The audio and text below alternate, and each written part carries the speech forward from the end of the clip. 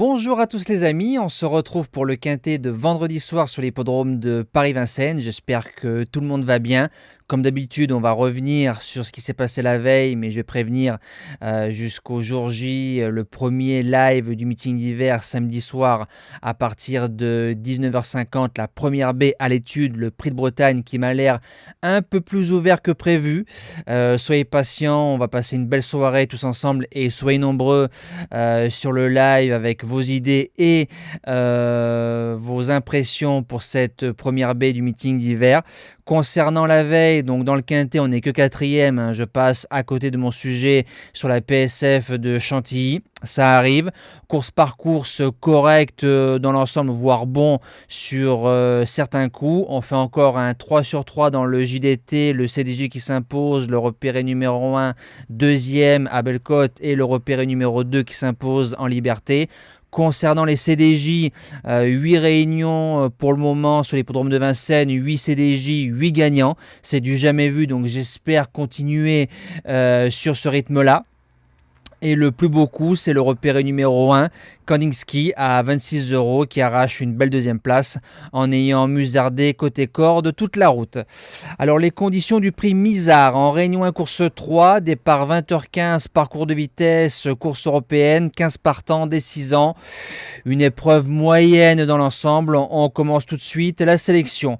Alors mon gagnant, je vais aller sur un cheval qu'on a touché plusieurs fois, en cheval du jour, Jason Dragon. C'est un trotteur régulier.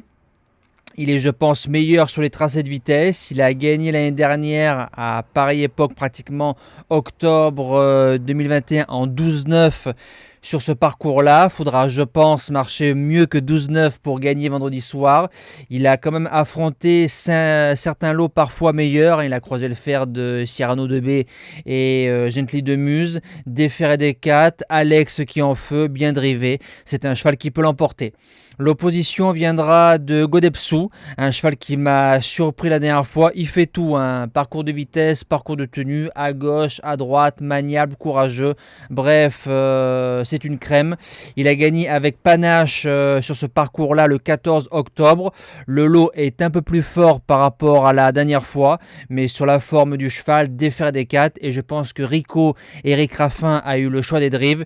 Il a choisi celui-là. Il a sa place dans les 3. Premier outsider, j'ai mis Gardner Show.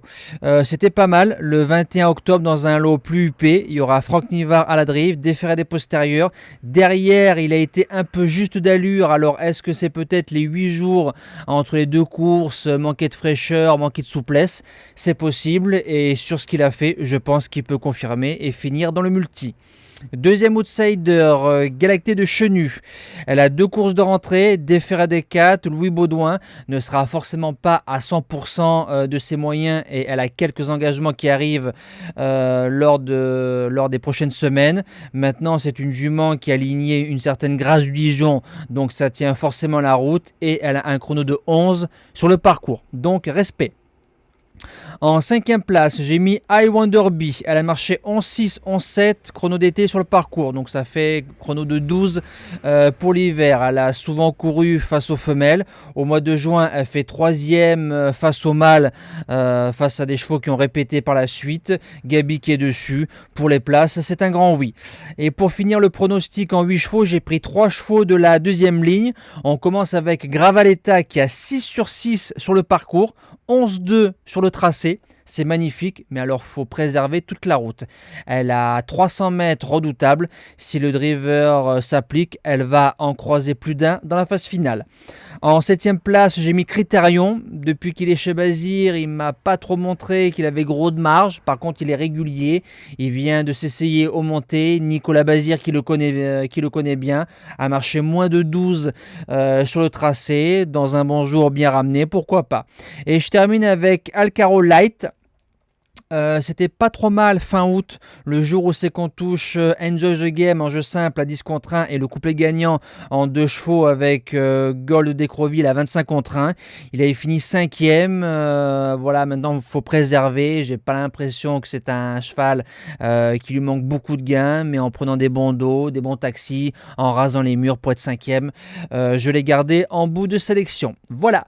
Donc nous on se dit à demain pour le premier quintet du week-end. On ira sur l'hippodrome d'Auteuil. Passez une excellente fin de semaine et un bon futur week-end et bon jeu à tous.